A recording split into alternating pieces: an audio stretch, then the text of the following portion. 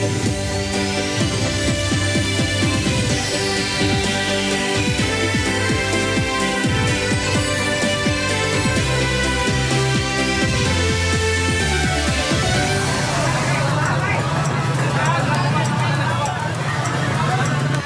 hebat melanda sebuah gudang karet di Jalan Gurujul, Desa Mekarahayu, Kecamatan Marga Asih, Kabupaten Bandung, Sabtu malam. 4 mobil damkar dikerahkan untuk memadamkan api. Petugas sempat kesulitan memadamkan kobaran api lantaran banyaknya bahan material yang mudah terbakar serta jauhnya sumber air. Peristiwa kebakaran ini, 2 unit kendaraan roda 4 turut terbakar. Petugas damkar belum bisa memastikan penyebab kebakaran dan hingga kini masih dalam penyelidikan. Yang terbakar adalah gudang spon, yang juga turut terbakar 2 unit kendaraan roda 4, juga sampah yang ada di belakang gudang spon tersebut. Jiwa namun kerugian yang sudah diperkirakan mencapai ratusan juta rupiah. Dari Kabupaten Bandung,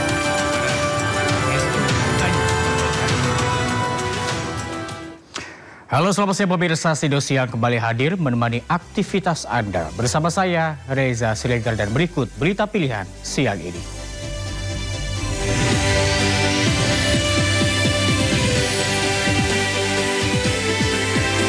Pemadaman listrik masih terjadi di sejumlah wilayah, terutama di pusat perbelanjaan.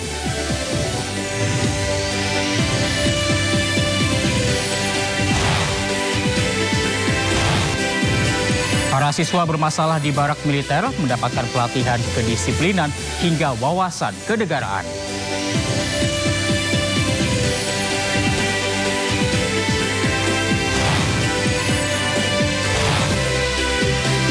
Jemaah calon haji gelombang pertama mulai melakukan rangkaian ibadah di Masjid Nabawi.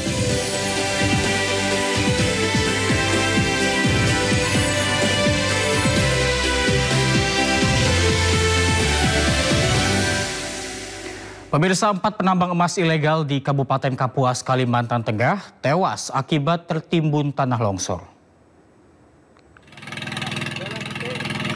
Tanah longsor terjadi pada Selasa siang di Desa Marapit RT 01, Sungai Pinang, Kecamatan Kapuas Tengah saat sejumlah penambang emas tengah beraktivitas. Akibat tertimbun tanah longsor, 4 penambang emas yakni Yunedi, Gasi, Sarip, dan Fadli meninggal dunia. Polisi menyebut para korban diduga merupakan para penambang emas ilegal. Pasca kejadian, aktivitas penambangan ilegal langsung dihentikan. Polisi telah memeriksa 4 orang sebagai saksi dan hingga kini masih menyelidiki peran mereka. Kami tegaskan bahwa saat ini penyelidikan sedang dilaksanakan oleh tim Polres dan penyelidikan juga akan kita nanti sampaikan, dan kami berkomitmen akan melakukan tindakan tegas terhadap pelaku yang melakukan ilegal, baik itu legal mining dan lain sebagainya, akan kita tindak sesuai dengan aturan dan peraturan yang berlaku. Polisi menangkap 2 pelaku penyerangan di lingkungan rumah anggota DPR Ahmad Sahroni di Tanjung Priuk, Jakarta Utara.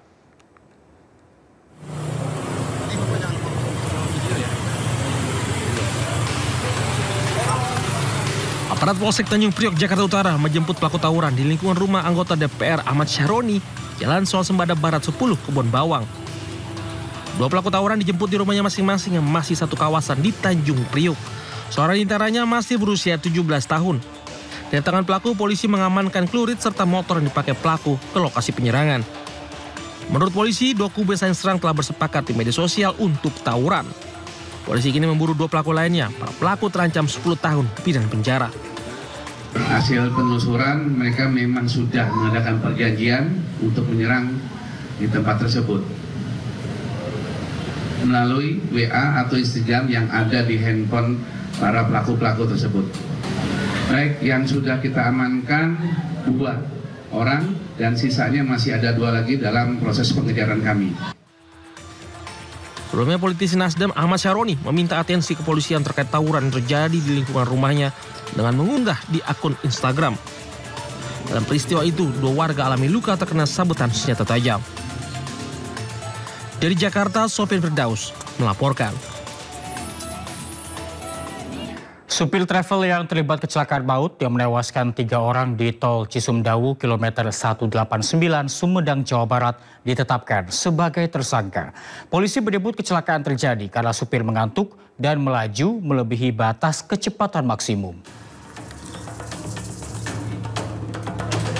Penetapan status tersangka terhadap sopir travel Imad Hendrawan dilakukan Satlantas Polres Sumedang usai melakukan serangkaian pemeriksaan. Polisi menyebutkan terdapat 2 poin dari hasil pemeriksaan sopir disertai keterangan saksi penumpang selamat.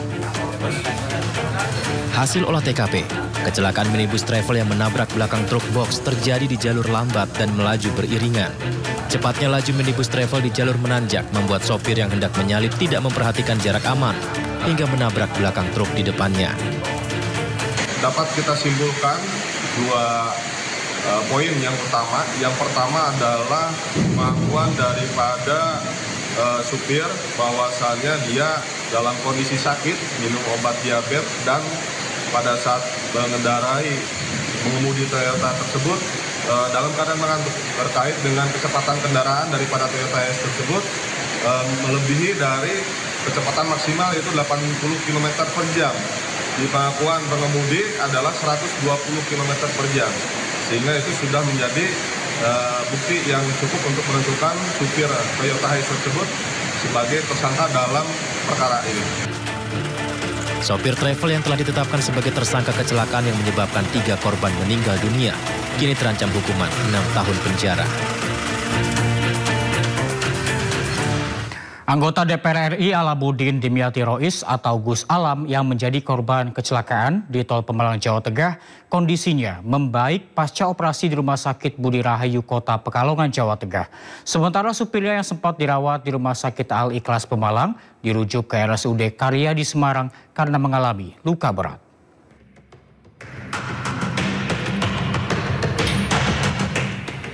Belia Malkan, sopir anggota DPR RI Alamuddin Dimyati Rois atau Gus Alam, mengalami luka berat akibat kecelakaan di Tol Pemalang, Jawa Tengah. Dirinya yang semula menjalani perawatan intensif di Rumah Sakit Al-Ikhlas Semarang harus dirujuk ke RSUD Karya di Semarang. Sementara kondisi Alamuddin Dimyati Rois masih dalam perawatan intensif di Rumah Sakit Budi Rahayu Kota Pekalongan. Polisi menyebut meski mengalami luka berat, kondisi Gus Alam mulai membaik. Sementara polisi masih menyelidiki kejadian kecelakaan di Tol Pemalang ini. Semarang. Untuk supir dan kernet sedang kami mintai keterangan. Kemudian sampai dengan saat ini kasus kecelakaan tersebut masih dalam proses penyelidikan. Sementara tim TAA dari Polda Jawa Tengah sudah melaksanakan olah TKP di jalan tol sesuai dengan TKP kemarin. Sebelumnya, mobil yang ditumpangi 4 orang termasuk Alamuddin Dimyati Rois dan 2 orang asisten pribadinya mengalami kecelakaan di Tol Pemalang kilometer 315+900. Saat kejadian, menabrak bagian belakang truk Puso pada Jumat dini hari kemarin. Akibat kecelakaan ini, 2 asisten pribadi Alamuddin Dimyati meninggal dunia di lokasi kejadian. Saat kejadian, rombongan sedang dalam perjalanan pulang sehabis acara di sebuah pondok pesantren di Brebes. Polisi meringkus 4 pengelola judi online dan 1 diantaranya warga negara Cina. Pelaku judi online menjadikan perusahaan sebagai agregator atau penyedia layanan perantara deposit atau penyetoran dan penarikan dana.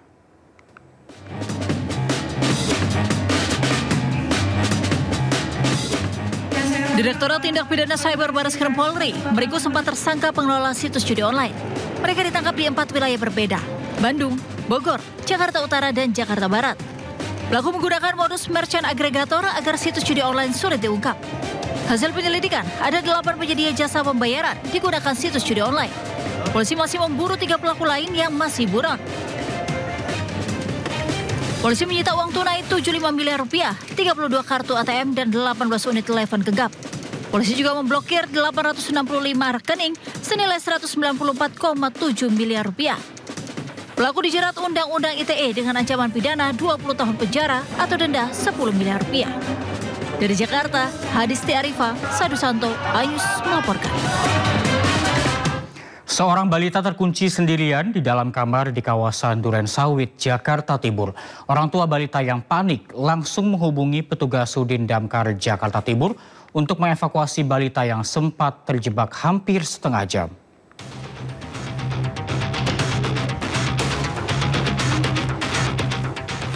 Para petugas pemadam kebakaran berjibaku membongkar sebuah pintu kamar di kawasan Duren Sawit, Jakarta Timur.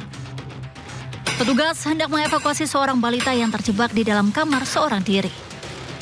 Balita tersebut terkunci dari dalam karena diduga memainkan kunci kamar yang tergantung di pintu. Sekali lagi nih.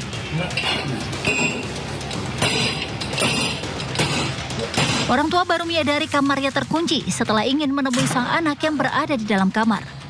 Orang tua sang balita yang panik langsung menghubungi petugas damkar. Petugas berusaha mencongkel kunci pintu menggunakan palu untuk membuka pintu yang terkunci. Setelah hampir setengah jam, pintu kamar yang terkunci akhirnya berhasil dibuka petugas. Ini anaknya nih. Halo. Halo. Orang tua dihimbau untuk selalu mengawasi sang buah hati agar kejadian serupa tidak terjadi. Dari Jakarta, Rio Manik, Ayus melaporkan. Bekasi gelap, sejumlah mal mati lampu hingga membuat pengunjung panik.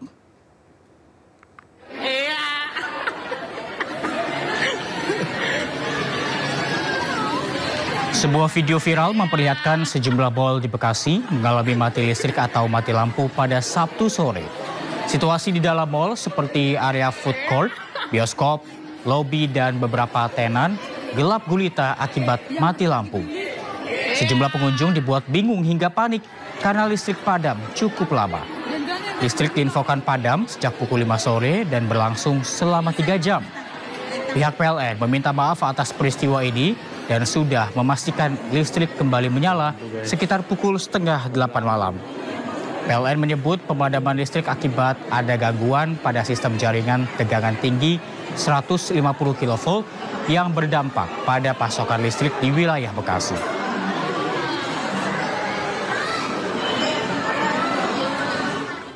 Sebelumnya Bali juga dilanda blackout selama 5 jam. Seluruh daratan di Pulau Dewata mengalami pemadaman listrik.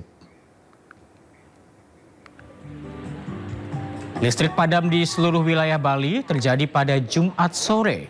Di kawasan Denpasar hingga Badung, listrik terpantau padam sejak pukul 4 waktu Indonesia Tengah.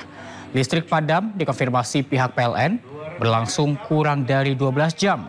Salah satu yang terdampak akibat padamnya listrik ini adalah penyedia jasa pariwisata, terutama hotel dan restoran.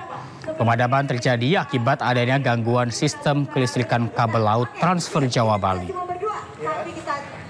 ada pasar ya. Nah, ini mau tanya nih. Menindaklanjuti gangguan pasokan listrik yang terjadi pada hari Jumat sekitar pukul 16.00 waktu Indonesia Tengah di Bali, kami dari PLN langsung merespons dengan cepat dengan menerjunkan ratusan personel dan mengerahkan segala upaya dalam melakukan perbaikan gangguan yang terjadi. Kurang lebih 30 sampai dengan 45 menit setelah kejadian, suplai listrik sudah berhasil kembali masuk secara bertahap. Sehingga pada tengah malam ini sekitar 1,6 juta pelanggan atau hampir 90% pelanggan yang terdampak sudah berhasil dipulihkan kembali. Kami memastikan pelayanan umum di rumah sakit, bandara, pelabuhan, dan pusat-pusat keramaian sudah berhasil dipulihkan. PLN menyatakan bahwa indikasi gangguan ini terjadi secara teknis pada sistem penyaluran atau transmisi yang ada di PLN, sehingga berakibat pada padamnya beberapa pembangkit dan bukan akibat dari serangan cyber. Mohon doa dan dukungan dari seluruh masyarakat, seluruh petugas kami saat ini masih terus berjuang di lapangan dan diperkirakan listrik dapat normal 100% pada malam hari ini. Kami menyampaikan permohonan maaf atas ketidaknyamanan yang terjadi dan kami juga mengapresiasi kesabaran dan pengertian seluruh masyarakat. Menteri Sekretaris Negara Prasetyo Hadi meminta maaf atas pemadaman listrik total di Pulau Bali kemarin. Pemerintah bergerak cepat berkoordinasi dengan PLN agar listrik kembali menyala di Pulau Bali. Sore hari ini kami mendapatkan laporan bahwa telah terjadi padamnya listrik di Pulau Bali.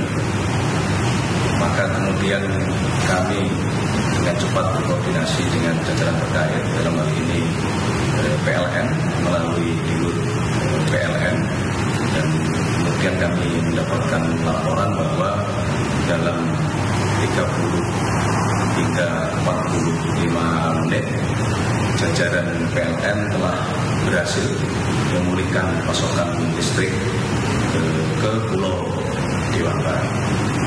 Sekali lagi kami memohon maaf kepada seluruh masyarakat Bali atas kejadian pada sore hari ini. Namun tentunya kami juga ingin menyampaikan terima kasih kepada seluruh jajaran PLN yang telah responsif bekerja dengan secepat-cepatnya untuk memulihkan keadaan. Aksi demo Bela Palestina kembali digelar di Jakarta akhir pekan ini. Aksi lawan Zionis digelar di depan Kedutaan Besar Amerika Serikat di Jalan Medan Merdeka Selatan, Jakarta Pusat.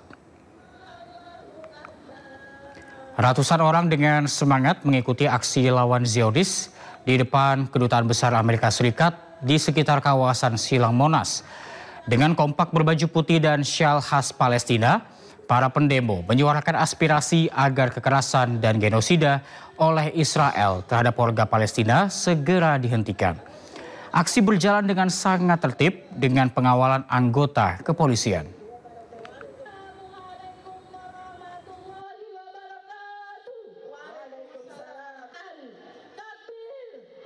Dan pemirsa, Sindosia akan kembali usai jeda, tetaplah bersama kami.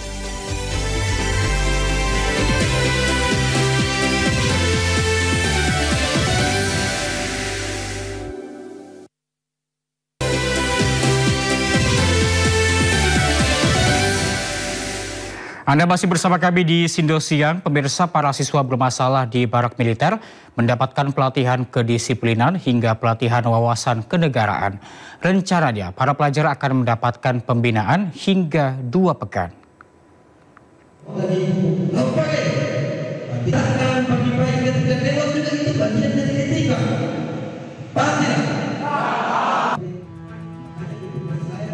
Penerapan disiplin terhadap pelajar yang mengikuti pembinaan karakter oleh TNI di Resimen Armet 1 Purwakarta, Jawa Barat di hari ketiga berjalan lancar.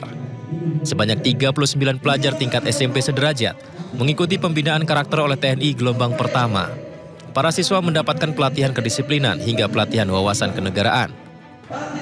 Menurut Bupati Karawang, dirinya mengikuti instruksi Gubernur Jawa Barat dan memilih pembinaan gelombang pertama pada TNI, karena saat ini TNI lah yang bisa menerapkan kedisiplinan serta wawasan kenegaraan kepada para pelajar bermasalah tersebut. Dia tidak berdaya untuk mengurusi anaknya. Dari keresahan itu ada kebijakan untuk menjawab itu. Solusi dari Pak Gubernur, Kang Deddy Mulyadi, udah titipkan aja ke barak militer. Nah, kami lega semuanya.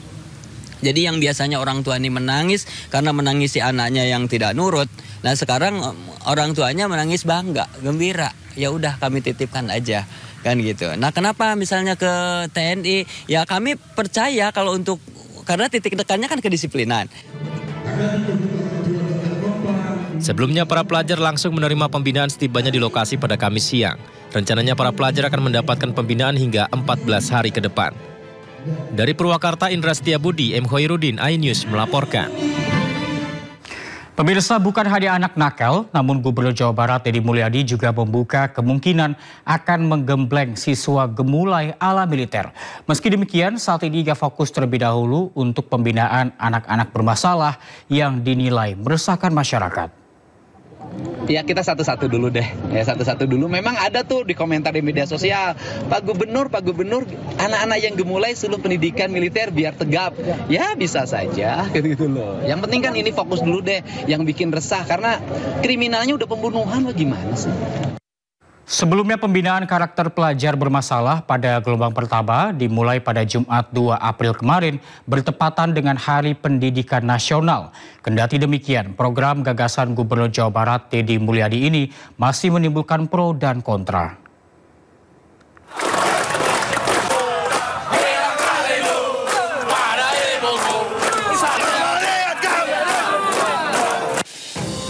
Pembinaan karakter pelajar bermasalah pada gelombang pertama berlangsung mulai Jumat 2 Mei dan diikuti sebanyak 39 pelajar di Resimen Armet 1 Purwakarta, Jawa Barat. Kendati telah berjalan, kebijakan Gubernur Jawa Barat Deddy Mulyadi ini masih menimbulkan pro dan kontra. Kritik salah satunya datang dari Lembaga Perlindungan Anak Indonesia atau LPAI yang tidak setuju bahwa pembinaan anak menggunakan cara militer. LPAI juga menyebut pembinaan yang dilakukan anggota TNI harus tetap ramah anak. LPAI pun bersedia jika pihaknya diminta meninjau keadaan siswa yang tengah menjalani pembinaan. Jadi ini tetap adalah anak. Jadi mohon tidak dengan cara-cara militer.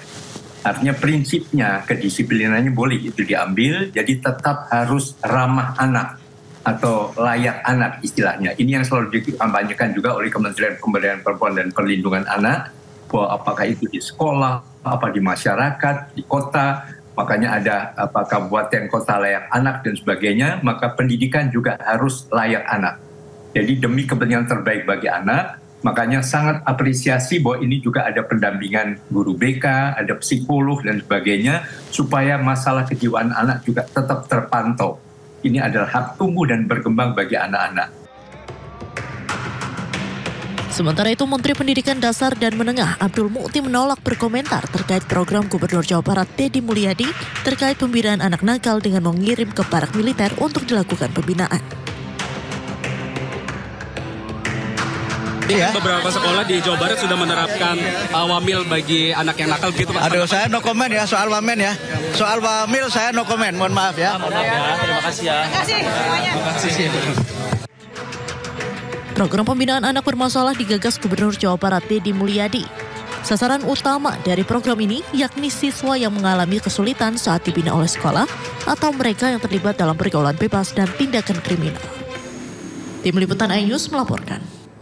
Gubernur Jawa Barat Deddy Mulyadi menyatakan nantinya tidak hanya siswa bermasalah yang masuk barak militer, namun orang dewasa yang bermasalah mengarah ke kriminal juga akan dibina oleh militer.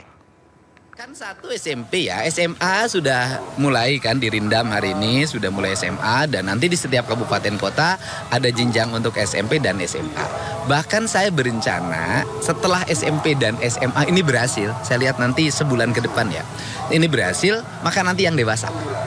Yang suka nongkrong-nongkrong di perempatan, mabok-mabok, tawuran, yang susah diproses pidananya karena tindak pidananya ringan. Kalaupun dipidana masuk LP malah naik tingkatan kejahatannya. Nah itu nanti akan saya siapin konsepnya penanganannya. Jadi nanti bukan kenakalan remaja aja yang saya tangani. Saya akan menangani juga kenakalan orang dewasa. Nah Bupati kalau nakal saya kirim ke sini.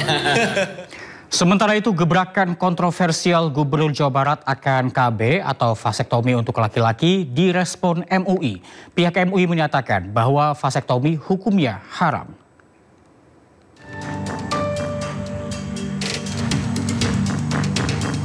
Gubernur Jawa Barat Deddy Mulyadi menyampaikan rencana kebijakan baru bagi penerima bantuan sosial masyarakat prasejahtera di wilayahnya.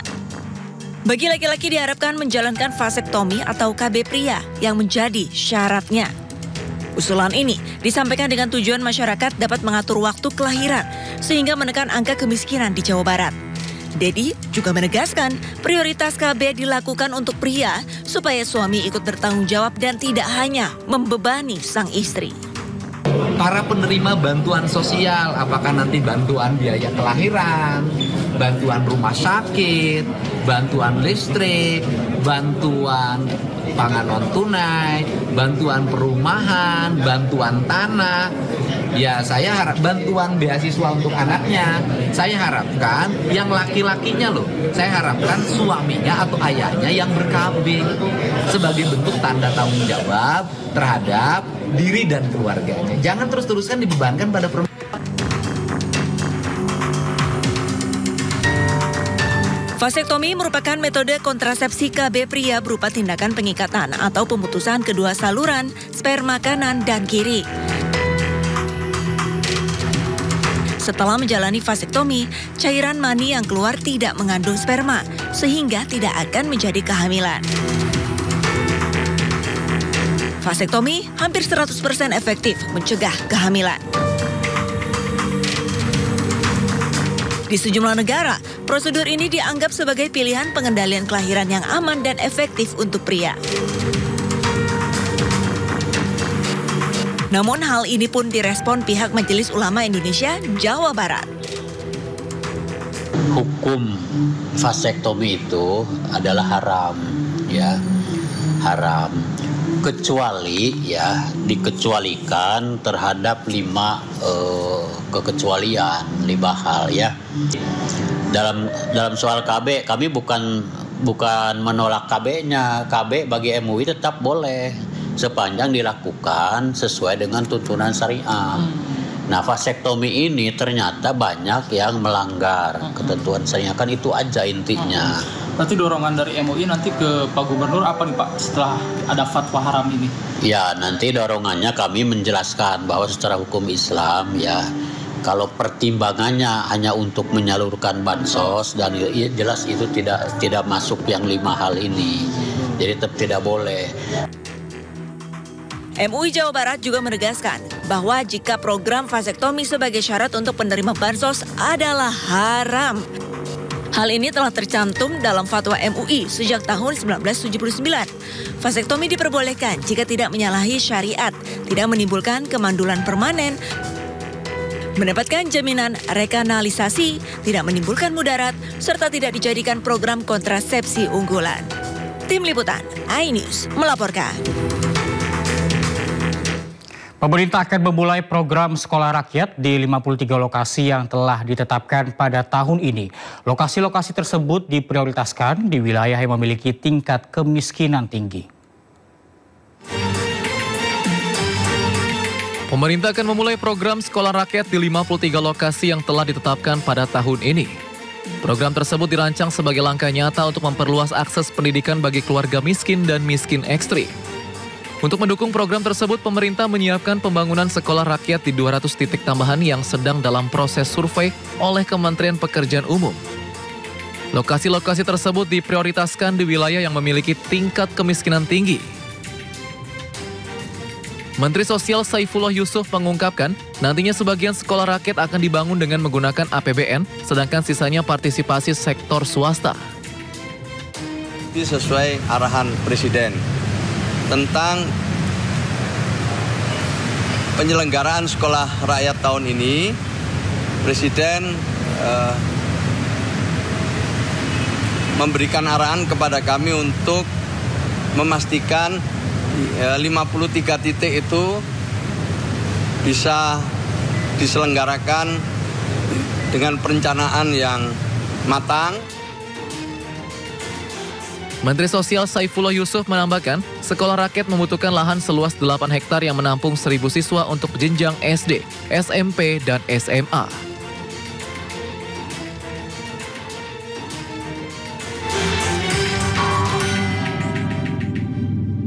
Sementara itu, Menteri Pendidikan Dasar dan Menengah Abdul Mu'ti menyebut rekrutmen guru untuk sekolah rakyat akan dilakukan secara terintegrasi untuk 3 kategori. Abdul Muti juga menjelaskan bahwa kurikulum sekolah rakyat akan bersifat fleksibel dengan sistem multi-entry atau multi-exit.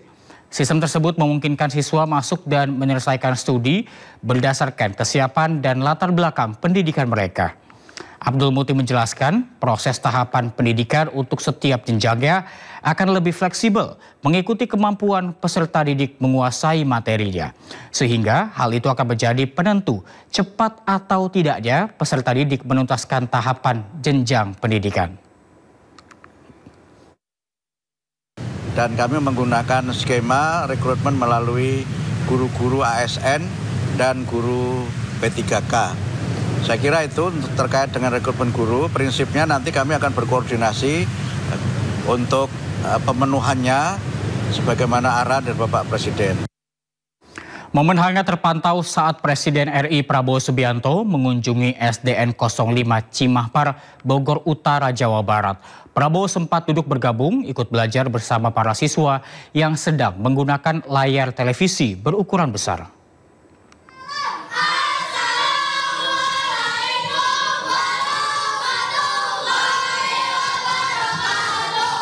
Kedatangan Presiden RI Prabowo Subianto langsung disambut hangat para siswa SDN Negeri 05 Cimahpar, Bogor Utara, Jawa Barat. Prabowo pun langsung masuk ke ruang kelas untuk meninjau dan menyapa para siswa. Ini kelas berapa? Kelas 6. Selanjutnya Prabowo turut mengikuti proses pembelajaran yang menggunakan media layar televisi besar.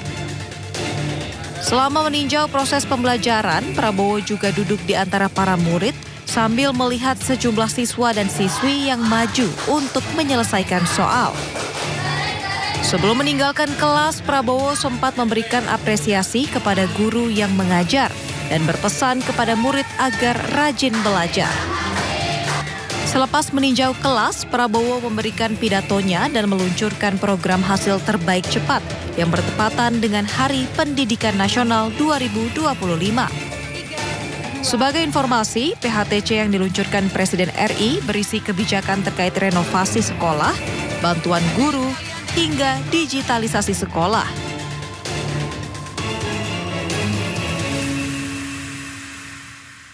Presiden Prabowo Subianto menjanjikan seluruh sekolah di Indonesia mendapat bantuan televisi untuk percepatan digitalisasi. Ditargetkan bantuan tersebut bisa dimulai dalam 2 bulan ke depan dan rampung pada tahun 2026. Selanjutnya, saya ingin ada digitalisasi sekolah-sekolah. Kita akan taruh layar-layar televisi di tiap sekolah kita. Di situ kita bisa memberi pelajaran-pelajaran yang terbaik dan ini bisa bermanfaat untuk sekolah-sekolah apalagi di daerah terpencil, daerah tertinggal, daerah terluar ataupun di daerah-daerah kota dan sebagainya yang mengalami kesulitan mendapat bahan atau mendapat guru yang ahli di bidang-bidang tertentu.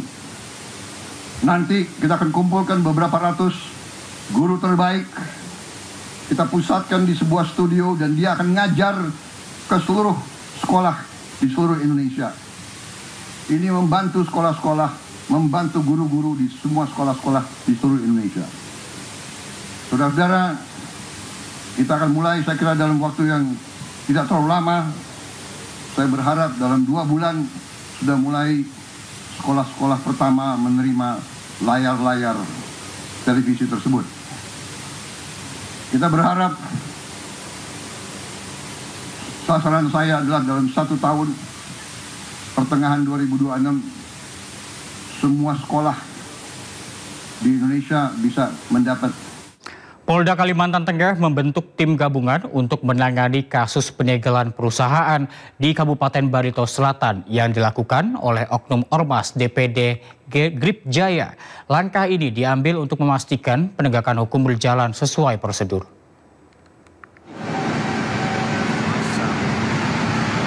Inilah video viral yang memperlihatkan aksi penyegelan yang dilakukan oleh oknum Ormas DPD Grip Jaya Kalteng terhadap sebuah perusahaan di Kabupaten Barito Selatan, Kalimantan Tengah. Menyikapi kejadian tersebut, Kapolda Kalimantan Tengah, Irjen Pol Irwan Kurniawan, langsung memerintahkan Direktorat Kriminal Khusus, Direktorat Kriminal Umum, dan Kosubdit Jatanras membentuk tim guna melakukan penyelidikan membackup Polres Barito Selatan. Pihaknya akan melakukan penindakan hukum secara tegas dan tetap menjunjung keadilan, sehingga permasalahan apapun yang terjadi di masyarakat harus diselesaikan dengan proses hukum. Kami akan melakukan penegakan hukum secara tegas dan tetap menjunjung keadilan. Oleh sebab itu, permasalahan apapun yang terjadi, rekan-rekan sekalian, negara kita ini negara hukum. Sehingga permasalahan yang ada di masyarakat itu diselesaikan dengan melalui proses hukum. Kegiatan-kegiatan yang menyimpang aturan hukum Saya sudah perintahkan secara tegas, kita akan proses secara hukum dengan tegas. Polda Kalteng menegaskan tidak akan mentolerir tindakan yang mengganggu ketertiban umum maupun aktivitas dunia usaha dan mengajak semua pihak untuk menghormati hukum sebagai jalan penyelesaian konflik. Dari Palangkaraya, Kalimantan Tengah, Adesata iNews melaporkan. Sebelumnya debat panas di media sosial melibatkan Hercules, Sutioso, hingga mantan Panglima TNI Gatot Nurmantio. Berawal dari insiden pembakaran mobil polisi di Depok, Jawa Barat oleh anggota Ormas Gripjaya yang kemudian memantik perang komentar antara Hercules dan Gubernur Jawa Barat Deddy Mulyadi.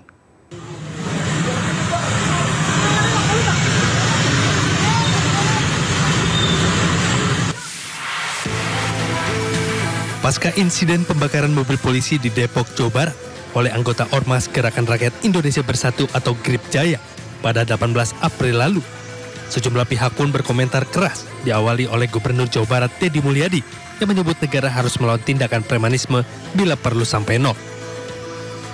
Dan dipastikan juga bahwa premanisme harus semakin susut bila perlu sampai nol, zero premanisme, dan kita tidak bisa melakukan kebijakan itu sekaligus hilang. Ucapan Deddy Mulyadi ini kemudian dibalas oleh juru bicara Gripjaya, Rasman Arif Nasution. Dia mengultimatum Gubernur Jawa Barat tersebut untuk tidak bermasalah dengan ormas pimpinan Hercules itu. Pesan ketua umum kami, ya, kami tidak pernah ganggu Anda. Ormas kami juga tidak pernah ganggu Anda. Jadi jangan ganggu ormas dan jangan ganggu kami. Mantan Gubernur DKI Jakarta sekaligus Purnawirawan TNI, Sutioso ikut berkomentar terkait hal ini. Sutioso pun setuju jika ada revisi Undang-Undang Ormas. Saya sangat mendukung ya Pak Tito Mendagri mau merevisi Undang-Undang Ormas ini ya. Bukan tingkah laku mereka saja yang harus dievaluasi ya, tetapi juga cara berpakaian gitu.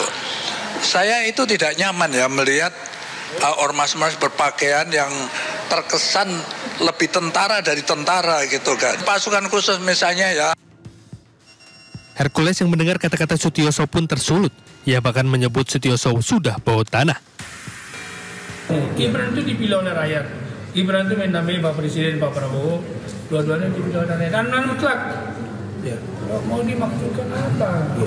Itu teman bapak-bapak kita lah, para purna-purna itu. Karena pertaruhan pilpresnya mereka kalah gitu loh.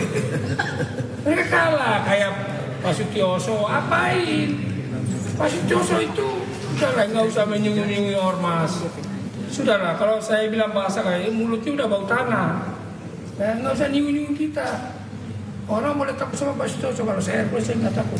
Kalau dia menyinggung kita, saya bilang Anda mulutnya udah bau tanah, udahlah. Berdoa, meminta kepada Allah SWT, tinggal nunggu sementara mau dipanggil sama Allah. Pernyataan-pernyataan Hercules pun membuat mantan Panglima TNI Gatot Nurmantio gerak. Ingat, kau dulu TBU, kau bisa di Jakarta pakai apa? Sudah pengalaman juga yang bawa kamu ke sini. Kok ngomong seenaknya kayak gitu? Tidak sopan. Sudah jadi raja. Kamu itu kan preman, memakai pakaian ormas. Tak sampai di sini saja.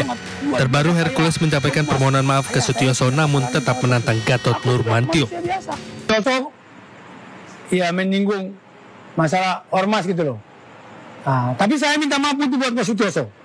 Saya minta maaf kepada Pak Sutioso, minta maaf sebesar-besarnya kepada Pak Sutioso dan kepada anak cucu dan keluarga semua. Karena Pak Sutioso dari Komando Pasukan Khusus Baret Merah. Saya sangat hormat dan saya sangat kagum sama beliau. Atas kesalahan saya kemarin salah mengucap itu, saya minta maaf sebesar-besarnya. Sampai ke cucu-cucu aku minta maaf. Tapi Gatot, saudara Gatot, Nurmantio, Anda, saya tidak takut sama Anda. Saya tidak menghargai Anda. Hercules mengaku tidak terima disebut Gatot melakukan premanisme. Dia juga merasa tidak memiliki salah terhadap mantan Panglima TNI tersebut. Tim Liputan iNews melaporkan. Pemirsa, evaluasi terhadap Wakil Presiden Gibran Rakabuming Raka menjadi sorotan di akhir bulan April 2025. Salah satunya dari Forum Purnawirawan Prajurit TNI yang memicu polemik serta reaksi masyarakat.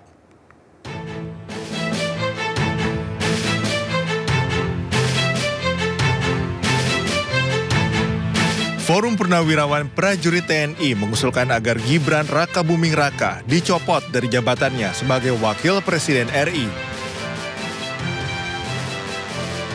Presiden Prabowo Subianto melalui penasihat khusus Presiden Bidang Politik dan Keamanan Wiranto merespons dan menghormati 8 tuntutan Forum Purnawirawan Prajurit TNI.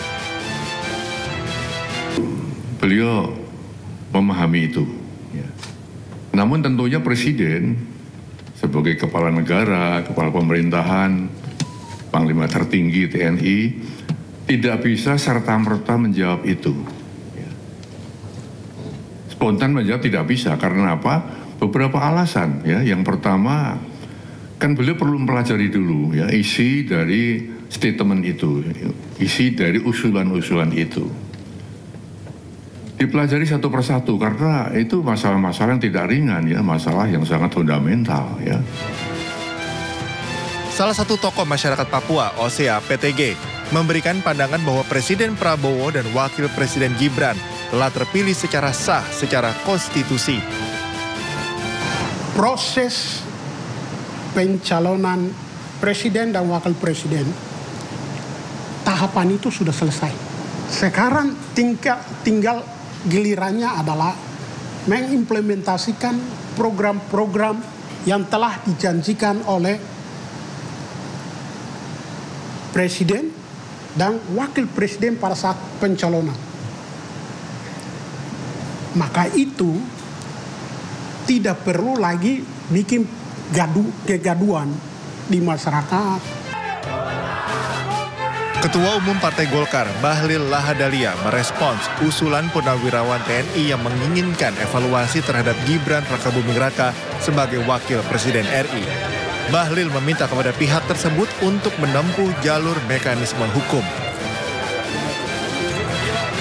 Saya pikir negara kita ini kan negara hukum. Ya, negara kita negara hukum. Proses pemilu kan sudah selesai, sudah konstitusional. Kalau ada yang berpikir di luar daripada hukum, ya kita serahkan pada mekanisme hukum. Bahlil menegaskan terus mendukung kinerja dan program yang telah dicanangkan pemerintahan Prabowo Gibran.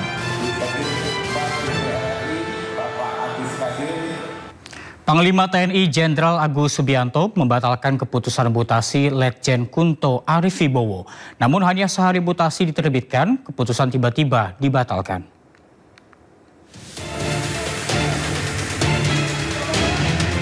Sebelumnya Panglima Jenderal TNI Agus Subianto rotasi mutasi terhadap 237 perwira tinggi TNI. Letjen Kunto masih memegang jabatan Pangkogap Wilhan I. Dia pun batal digeser menjadi staf khusus Kasat. Kepala Pusat Penerangan TNI Brigjen Kristo Mesianturi mengungkapkan alasan pembatalan mutasi Letjen Kunto dan 6 pati TNI lainnya. Setelah KEP dikeluarkan, KEP 554 Romawi tahun 2005 tanggal 29 April 2022, ternyata dari rangkaian gerbongnya, rangkaian yang harus berubah mengikuti alurnya Pak Kunto itu, ada beberapa yang memang belum bisa bergeser saat ini. Ya, sehingga diputuskanlah untuk meralat atau menangguhkan rangkaian itu. Dan dikeluarkanlah KEP 554A garis 4 Romawi 2025 tanggal 30 April dengan rangkaian yang lainnya. Jadi kan sidang Wanjakti kan biasanya bersidang itu untuk 3 bulan ke depan. Jadi ada rangkaian-rangkaian yang sudah disiapkan yang memang harus ada yang pensiun, ada yang harus bergeser. Nah nanti apabila sudah mendekati harinya akan kita konfirmasi lagi siapa-siapa yang memang harus bisa bergeser. Nah itu jadi perubahan ralat ini hanya untuk mengakomodir adanya beberapa pati dalam rangkaian Pak Letjen Kunto itu belum bisa bergeser karena memang ada tugas-tugas yang masih harus diselesaikan oleh mereka dihadapkan dengan perkembangan situasi saat ini. Sebelumnya sejumlah pihak mengaitkan mutasi Letjen Kunto dengan aktivitas ayahnya Trisutrisno, Wakil Presiden ke-6 periode 1993 hingga 1998, bersama Forum Purnawirawan TNI Polri agar mengevaluasi Wakil Presiden RI Gibran Rakabuming Raka. Forum Purnawirawan Prajurit TNI ini yang dipimpin Jenderal Purnawirawan TNI ini menyampaikan pernyataan sikap berupa 8 tuntutan, mulai dari kembali Undang-Undang Dasar 45 sebagai tata hukum politik pemerintahan. Kedua, mendukung Asta Cita atau program kerja Kabinet Merah Putih, kemudian mereshuffle Kabinet Merah Putih yang diduga terlibat korupsi hingga mengevaluasi Wakil Presiden Raka Buming Raka. Tim Liputan Ainis melaporkan. Terdampak pemadaman listrik, jemaah calon haji di Asrama Haji Pondok Gede sempat terlantar. Informasi selengkapnya usai jeda berikut, tetaplah di Sindo Siang.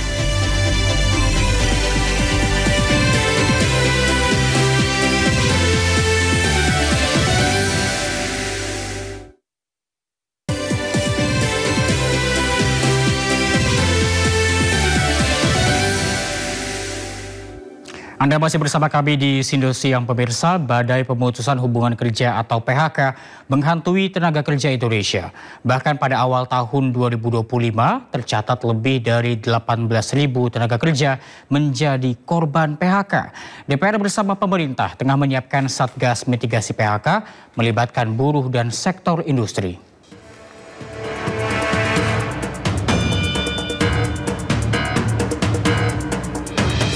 Awal tahun 2025 menjadi periode penuh tantangan bagi dunia ketenaga kerjaan Indonesia. Gelombang pemutusan hubungan kerja (PHK) melanda berbagai sektor industri, meninggalkan ribuan pekerja dalam ketidakpastian. Data Kementerian Ketenagakerjaan menyebutkan, dalam periode Januari-Februari 2025 terdapat 18.610 tenaga kerja menjadi korban PHK.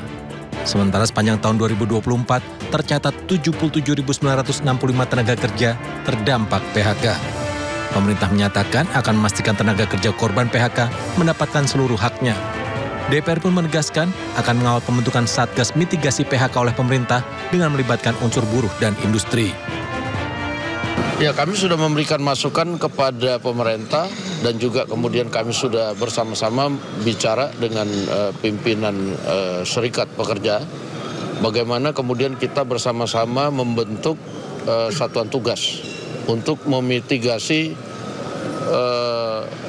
apabila akan terjadi pemutusan hubungan kerja di satu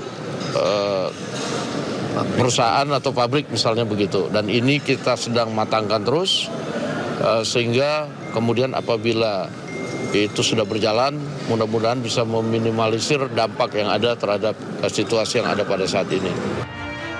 Satgas Mitigasi PHK akan mengawal pemenuhan hak-hak pekerja korban PHK secara menyeluruh dan komprehensif, mulai dari sektor usaha atau industri hingga pekerjanya. Presiden telah menyetujui pembentukan Satgas Perluasan Kesempatan Kerja dan Mitigasi PHK, namun belum menerbitkan keputusan Presiden. Tim Liputan melaporkan. Presiden Prabowo Subianto menyampaikan 5 janji kepada para buruh, di antaranya mendorong mengesahkan RUU Perlindungan Pekerja Rumah Tangga. Saya akan membentuk segera Dewan Kesejahteraan Buruh Nasional yang akan terdiri dari semua tokoh-tokoh pimpinan buruh seluruh Indonesia.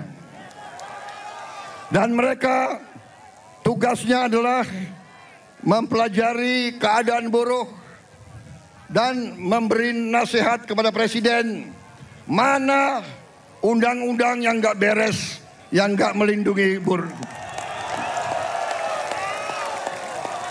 mana regulasi yang nggak benar. Mereka memberi masukan ke saya dan segera akan kita perbaiki, saudara-saudara sekalian.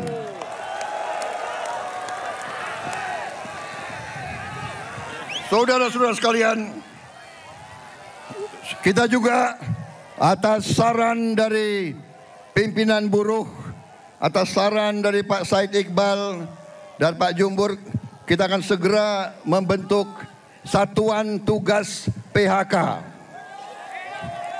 Kita tidak akan membiarkan rakyat kita tidak akan biarkan pekerja-pekerja di PHK-kan seenaknya.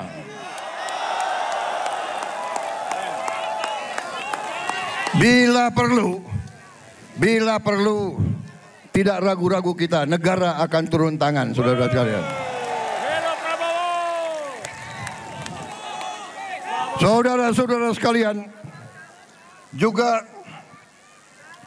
kita akan segera meloloskan RUU Perlindungan Pekerja Rumah Tangga.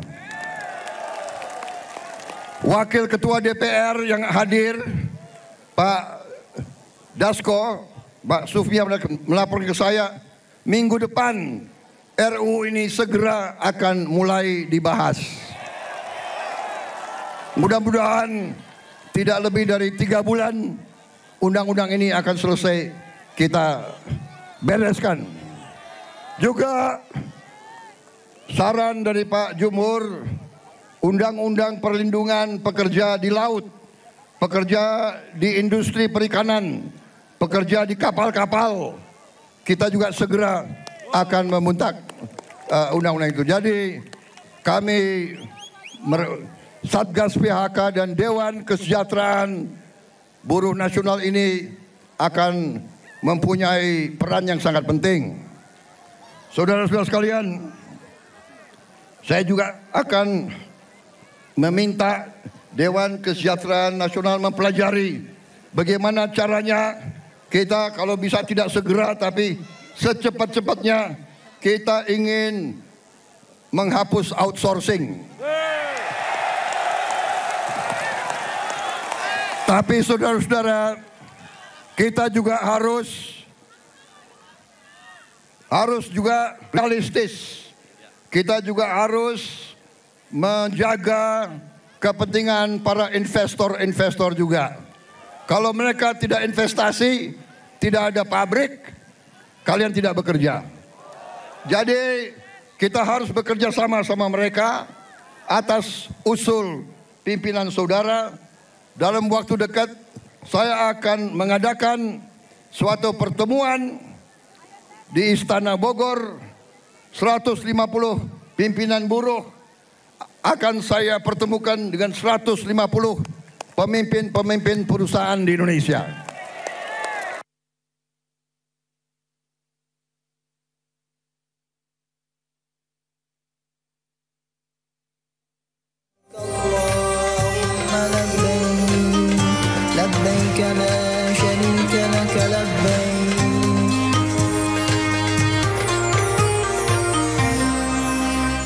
Pembagian dan aktivasi kartu nusuk untuk jemaah haji Indonesia yang tiba di Kota Madinah sudah dimulai.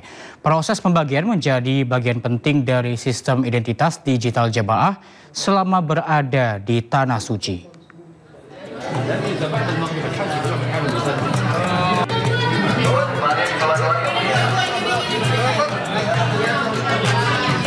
Kementerian Haji Arab Saudi mewajibkan setiap jemaah untuk memiliki dan mengaktifkan kartu nusuk sebagai identitas resmi selama menunaikan ibadah haji.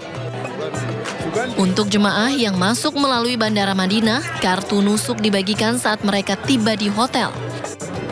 Proses ini dilaksanakan oleh syarikat, yaitu perusahaan penyelenggara layanan jemaah di Arab Saudi. Jemaah diberi waktu 1 kali 24 jam untuk mengaktifkan kartu tersebut.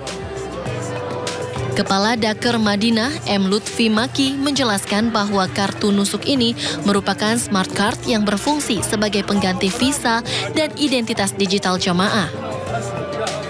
Ya, karena ini sebagai pengganti identitas ya atau pengganti visa, karena kartu ini disebut smart card. Jadi ketika nanti jamaah haji memasuki kota Mekah, memasuki Armina pada fase puncak, akan pemerintah Arab Saudi melalui syarikat akan melihat bahwa jamaah ini memang betul jamaah haji dari Indonesia dengan membuktikan kartu nusuk ini. Saat puncak haji, petugas akan memeriksa kartu nusuk untuk memastikan jemaah terdaftar secara resmi. Karena itu, jemaah diimbau untuk selalu membawa kartu nusuk kemanapun saat keluar hotel. Dari Madinah, Arab Saudi, Gigi Irfan Wahyudi, iNews melaporkan. Memberikan pelayanan terbaik bagi para jemaah, pemerintah menghadirkan terminal khusus haji dan umroh di Bandara Soekarno-Hatta, Tangerang, Banten. Terminal khusus haji dan umroh 2F akan diresmikan langsung oleh Prabowo Subianto pada siang hari ini. Hadirnya terminal khusus haji dan umroh ini menjadi bentuk komitmen pemerintah dalam rangka meningkatkan dan memberikan kualitas pelayanan terbaik untuk para jemaah haji dan umroh.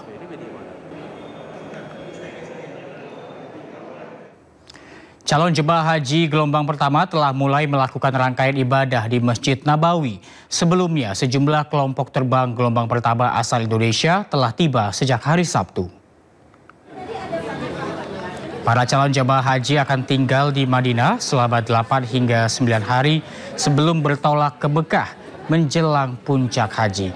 Sebagian jemaah mulai melakukan sholat arba'in, yaitu ibadah sholat berjamaah di Masjid Nabawi selama 40 waktu atau 8 hari berturut-turut. Namun calon jemaah haji diimbau untuk menjaga kesehatan dan tidak memaksakan diri untuk sholat arba'in di Masjid Nabawi karena hukumnya sudah. Jemaah pun diimbau untuk menyimpan energi dan mempersiapkan diri untuk menghadapi puncak haji.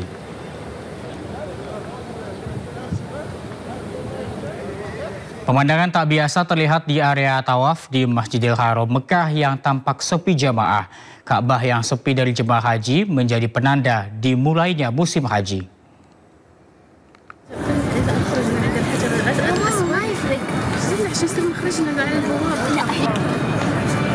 Inilah suasana di Mataf pada Jumat waktu Arab Saudi. Area tawaf tampak sepi jemaah. Area yang biasanya dipadati jutaan umat muslim ini tampak lengang. Hanya diisi oleh sejumlah kecil jemaah haji yang baru tiba. Sepinya Mataf menjadi penanda dimulainya musim haji tahunan, sekaligus berakhirnya musim umroh. Situasi ini merupakan dampak langsung penegakan larangan tinggal di Makkah pemegang visa non-haji. Peraturan ini efektif berlaku sejak 29 April lalu hingga berakhirnya musim haji. Otoritas Arab Saudi tengah gencar mempersiapkan penyelenggaraan ibadah haji tahun ini. Dengan berbagai langkah ketat, penegakan aturan ketat diharapkan arus jemaah haji lebih terkontrol dan fokus pada mereka yang memiliki izin resmi.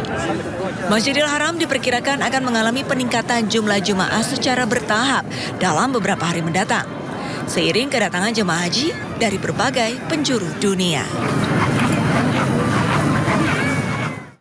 Sesuai dengan kuota yang diberikan pemerintah Arab Saudi, sebanyak 221.000 jemaah Indonesia secara bertahap akan memasuki Tanah Suci untuk melaksanakan rangkaian ibadah haji. Pemerintah pun akan berupaya memberikan pelayanan maksimal bagi keamanan dan kesehatan jemaah. Asosiasi Muslim Penyelenggara Haji dan Umroh Republik Indonesia atau AMPURI mencatat lebih dari 2 juta umat muslim dari penjuru dunia menunaikan ibadah haji di Tanah Suci. Untuk itu AMPURI mengingatkan calon haji akan pentingnya vaksin pneumonia demi menjaga kesehatan saat melaksanakan seluruh rangkaian ibadah haji. Ketua Umum DPP AMPURI Firman M. Nur menegaskan, pelaksanaan ibadah haji melibatkan kerumunan massa yang sangat padat dan perubahan suhu yang drastis. Faktor-faktor tersebut dapat meningkatkan terjadinya risiko infeksi saluran pernapasan. Firman menjelaskan cuaca panas di Arab Saudi yang mencapai suhu 39 hingga 43 derajat Celcius dapat memicu beberapa penyakit terutama penyakit pernapasan. Direktur Jenderal Penyelenggaraan Haji dan Umroh Kementerian Agama Hilman Latif berharap para jemaah haji Indonesia tetap menjadi imunitas tubuh dengan kesehatan konsumsi makanan bergizi. Tapi insya Allah kita jaga bareng-bareng lah ya. Nah kemudian ada optimalkan apapun haji reguler, haji khusus harus maksimum sarapannya. Saya dalam rekomendasi itu tidak dengan cara bagaimana, gitu ya. Tapi minta sarapannya dioptimalkan. Karena ini pertaruhan juga Pak. Buat kami di reguler, sistem seperti ini buat haji khusus. Dengan cuaca super panas di Arab Saudi yang mencapai suhu hingga 42 derajat Celcius, pneumonia bisa menjadi penyebab utama morbiditas dan mortalitas yang bisa menyerang kelompok rentan seperti lansia dan individu dengan kondisi kesehatan yang mendasar. Untuk itu, Kementerian Agama menghimbau agar jemaah haji tetap menjaga kesehatan tubuh dengan banyak mengkonsumsi vitamin, makanan bergizi, istirahat yang cukup, serta minum air putih yang banyak untuk menjaga cairan tubuh.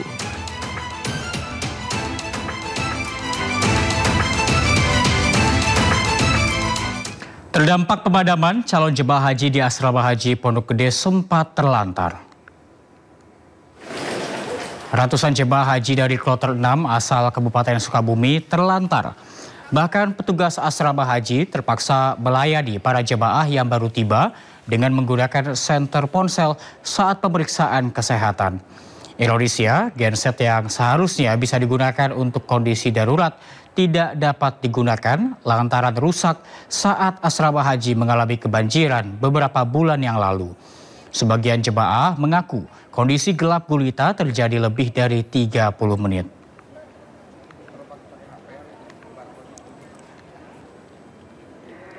Dan untuk mengetahui keberangkatan haji, kita bergabung dengan rekan Nata Arman dari Asrama Haji Pondok Gede, Jakarta Timur.